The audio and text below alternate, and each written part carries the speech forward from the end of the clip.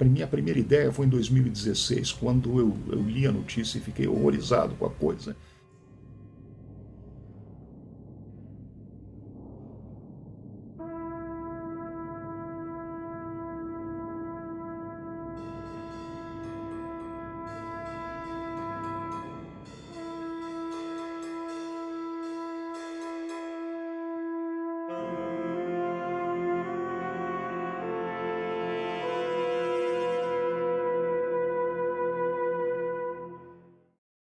Foi justamente a tragédia da represa do Fundão, no município de Mariana, lá em Minas, que praticamente fez o distrito de Bento Rodrigues desaparecer e despejou, além de matar pessoas, destruir fauna, plantações, despejou uma quantidade enorme de lama tóxica no Rio Doce, um dos principais rios do Sudeste, fazendo com que essa lama tóxica atravessasse o estado, chegasse no Espírito Santo e derramasse no Atlântico.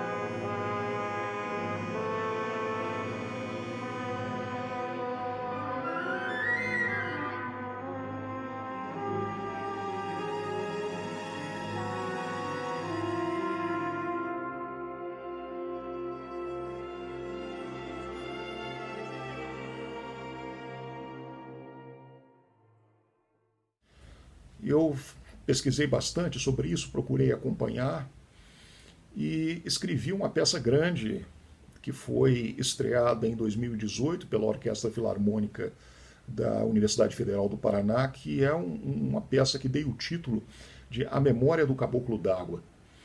O título, em parte, eu tomei emprestado de uma crônica que foi escrita por duas jornalistas de Belo Horizonte sobre o que aconteceu na região e como aquilo era, de uma certa maneira, previsto pelos locais. Eu mesmo, tendo morado em Ouro Preto muitos anos, eu circulei muito por essas regiões e que são todas, sempre foram dependentes da mineração.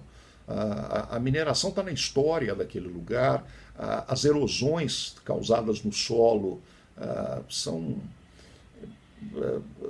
são originárias de processos de mineração sem nenhuma fiscalização, sem nenhum cuidado.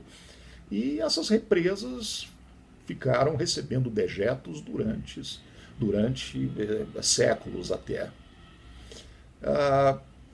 A história do caboclo d'água é muito comum ao longo do Rio São Francisco e de outros rios com ocupação humana mais antiga, mistura um pouco lendas indígenas com histórias assimiladas, né? Ou seja, os caboclos e as pessoas ribeirinhas contavam essas histórias, acreditavam nelas. Então o caboclo d'água é uma espécie de um monstro que habita as águas e os pescadores precisavam de agradá-lo, né? Para que ele não afundasse os barcos, não espantasse os cardumes. E a tragédia foi tão grande que ela matou até as lendas, né? A memória do caboclo d'água é a ideia de uma lembrança. Todo esse folclore, né, todo esse imaginário, ele, ele desaparece com a tragédia.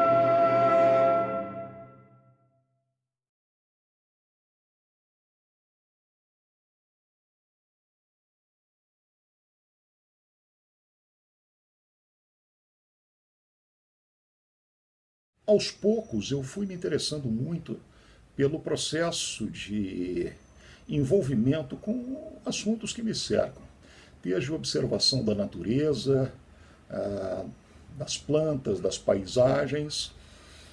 Eu tenho também uma formação na área de letras, e a literatura e a poesia sempre me atraíram bastante, então eu sempre busquei, vamos dizer, referências, até mesmo inspiração em obras literárias. É um universo muito diversificado. Consequentemente, eu fui, vamos dizer, escolhendo formas narrativas. Minha música tem uma força narrativa grande e, em função disso, muito preocupado com aspectos dos afetos. Algo que sempre me incomodou nas várias manifestações de vanguarda musical no Ocidente era essa negação dos afetos. Uma negação que, no final das contas, para mim, sempre resultava num afeto monocromático. Ou seja, muito da música dita contemporânea dos anos 50 e 60, para mim, soava como muito pesada, com um efeito excessivamente expressionista. Não que isso me desagradasse, mas eu queria ter contrastes com isso. Também no ano passado, não, em 2018 para 2019, escrevi uma sonata, uma grande sonata para viola e piano, a sonata do Girassol Vermelho, baseada num conto do escritor mineiro Murilo Rubião, que é um dos poucos representantes do realismo fantástico no Brasil. Essa sonata foi, de uma certa maneira não, foi amplamente, vamos assim dizer, inspirada no conto A Casa do Girassol Vermelho. Escrevi a sonata especialmente para a violista russa Daria Filipenko e o pianista mineiro o Luiz Gustavo de Carvalho, que é, além de excelente pianista, dos grandes nomes atuais no Brasil, é o curador e criador do Festival Artes Vertentes, em Tiradentes, e também um grande agitador cultural em outras áreas. Né? Ele cuida de exposições de artes plásticas, enfim, e tem uma carreira internacional muito brilhante. Enfim, eu escrevi essa sonata justamente para os dois, para Daria Filipenko e Luiz Gustavo de Carvalho, que estudou piano também na Rússia. Então, assim, havia uma conexão aí.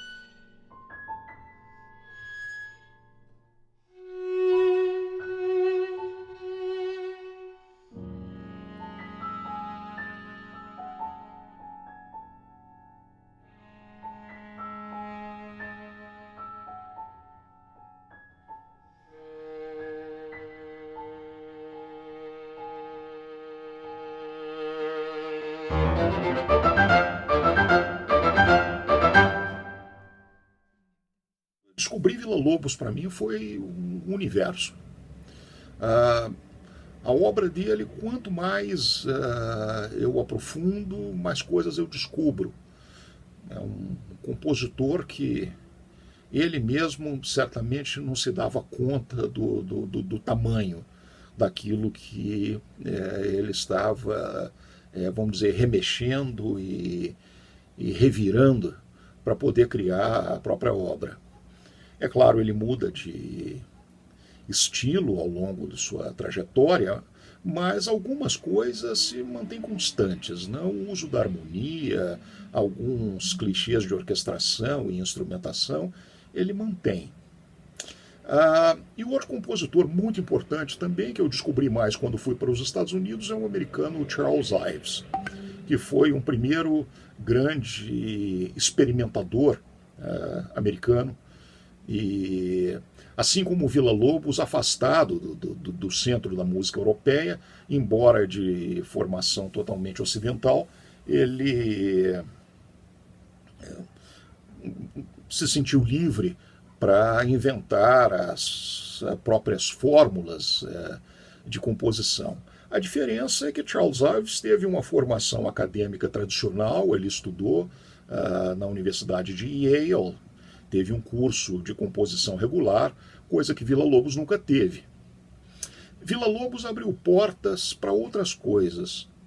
Uma coisa que me chamava muita atenção na obra dele ainda, é algo que eu acho muito especial, é que como ele não tinha formação, ele era obrigado a usar a sua imaginação para achar soluções. E isso fez com que a obra dele se tornasse única. E uma pergunta que me veio é se outros compositores brasileiros que tiveram que lidar com as mesmas limitações que ele teve, não acharam caminhos parecidos. E fui ver isso justamente nos compositores coloniais que atuaram em Minas, né? Compositores como Lobo de Mesquita, Francisco Gomes da Rocha, o padre João de Deus de Castro Lobo, Manuel Dias de Oliveira. Uma coisa que de cara chama atenção na obra sacra desses compositores é que eles não tinham praticamente nenhum conhecimento de contraponto. Eles arranjavam soluções muito peculiares, às vezes até muito simplórias, para resolver certas questões. De qualquer maneira, eu via naquilo um comportamento recorrente que me chamava a atenção, né?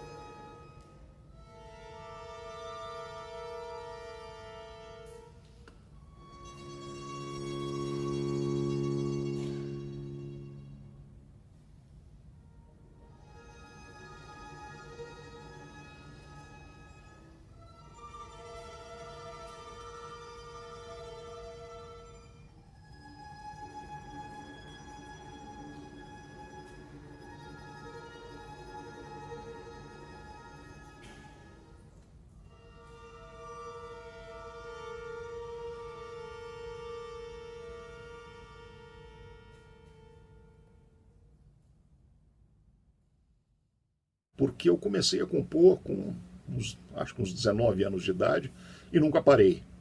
A composição para mim é algo como tocar um instrumento para o instrumentista. É todo dia. Eu estou, se não estiver escrevendo propriamente, eu estou revisando uma partitura, eu estou ouvindo alguma gravação de obra, eu estou pensando no projeto, eu estou fazendo anotações com relação à criação. E, vamos dizer, depois, já dos 20 anos, 20 e tantos anos aí, passei um período, né, nos Estados Unidos e tudo mais, eu descobri outras obras, é lógico, aí descobri a música mais recente, né, a música da escola da polonesa, o sonorismo do Penderecki, e mais adiante também conheci toda a vanguarda inspirada por Darmstadt, John Cage, Stockhausen, Berio, Boulez, e enfim, fui fazendo as minhas escolhas nesse aspecto, né?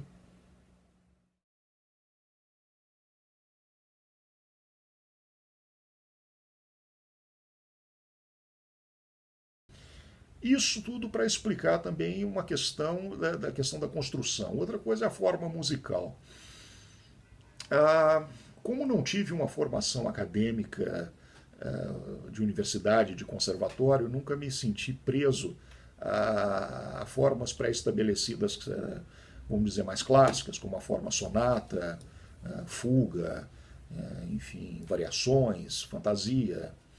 E comecei a pensar e ver comportamentos de outros compositores no sentido de experimentar outras formas. Curiosamente, mais tarde, lendo textos de compositores como Berio e Boulez, percebi que eles também tinham as mesmas preocupações. Claro que arranjaram outras soluções, mas o, que, o que me chamava muito a atenção é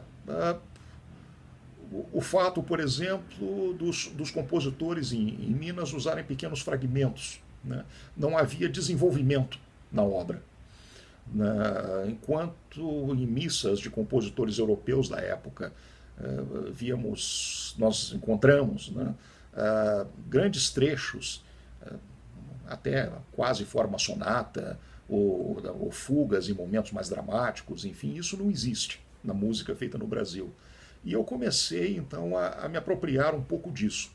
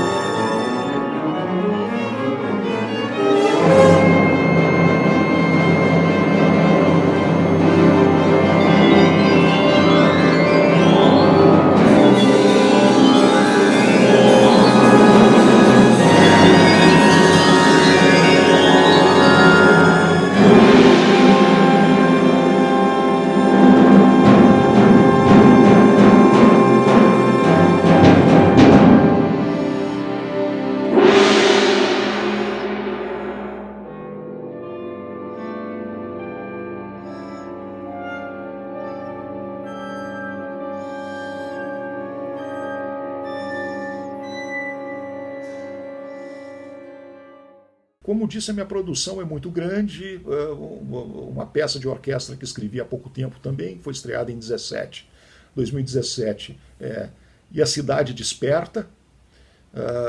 Ela é uma espécie de continuação de uma obra de 2010, que tem o título de Quando uma Grande Cidade Dorme, e ainda pretendo escrever uma terceira obra para completar uma espécie de trilogia da cidade, com o título de A Cidade se Revela.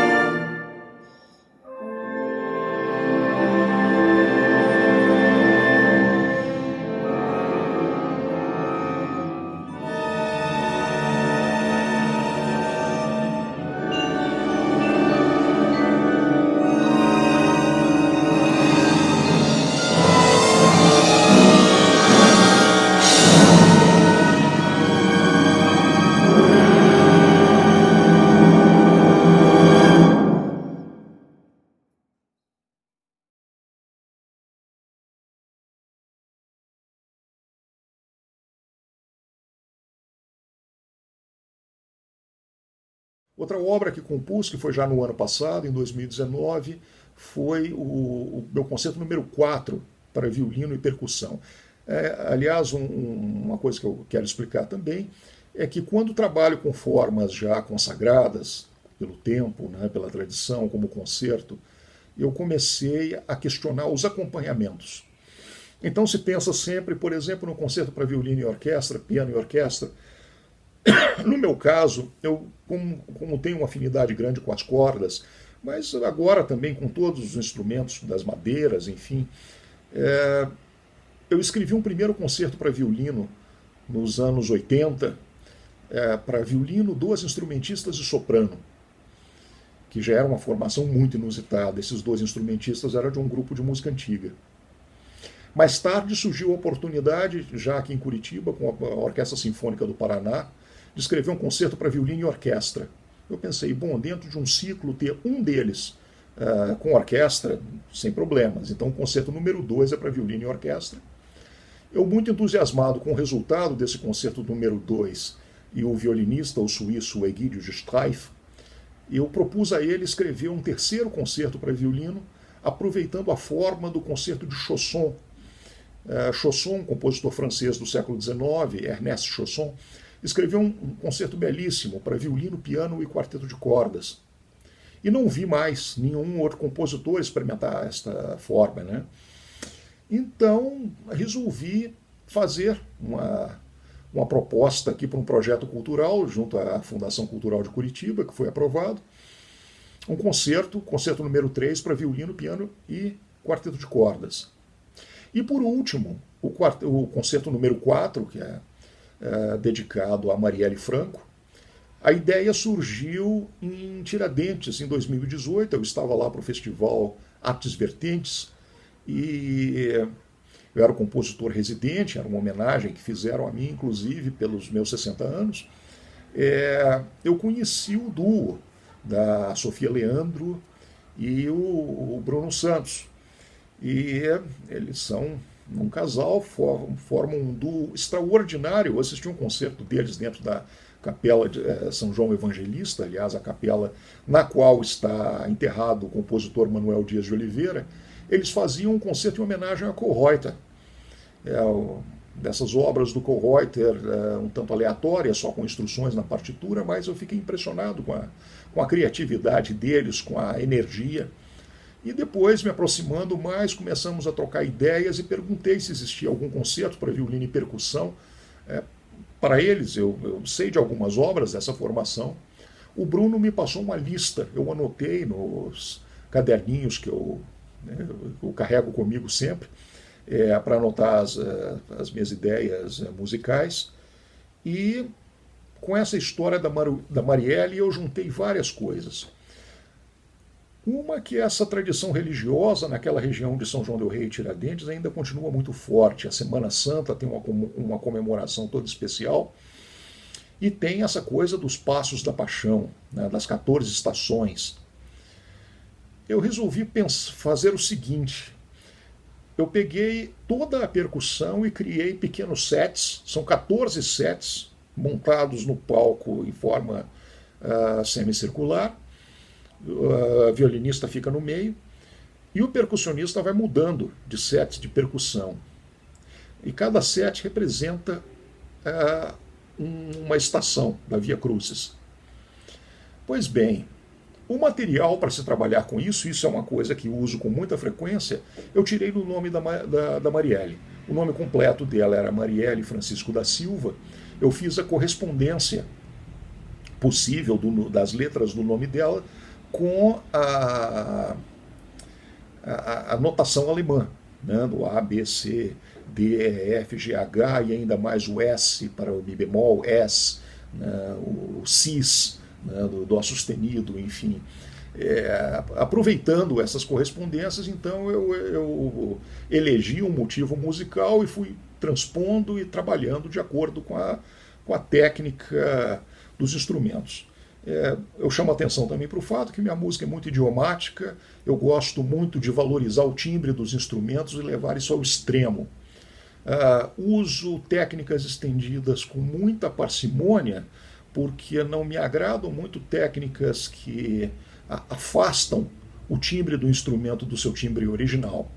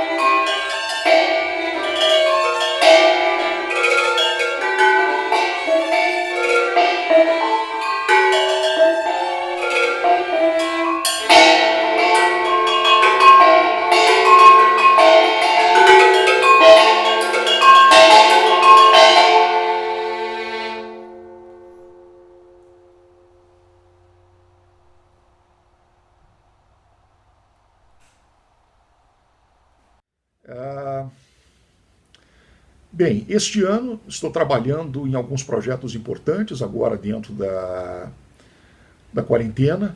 Né? Eu escrevi uma obra que me foi encomendada por um regente alemão, o Philipp Amelung, que me escreveu em abril falando de um projeto sobre a pandemia. Fiquei muito surpreso dele ter chegado até mim e, e ele me disse o seguinte, que ele queria fazer um concerto com uma obra mais ou menos coletiva, na qual 6 compositores representando 6 continentes falariam musicalmente de sua experiência com o Covid-19. E ele me convidou para representar a América do Sul. É um compositor americano, norte-americano, né, para representar a América do Norte, eu representando a América do Sul, um alemão representando a Europa, uma chinesa de Hong Kong representando a Ásia e um compositor do Gabão representando a África.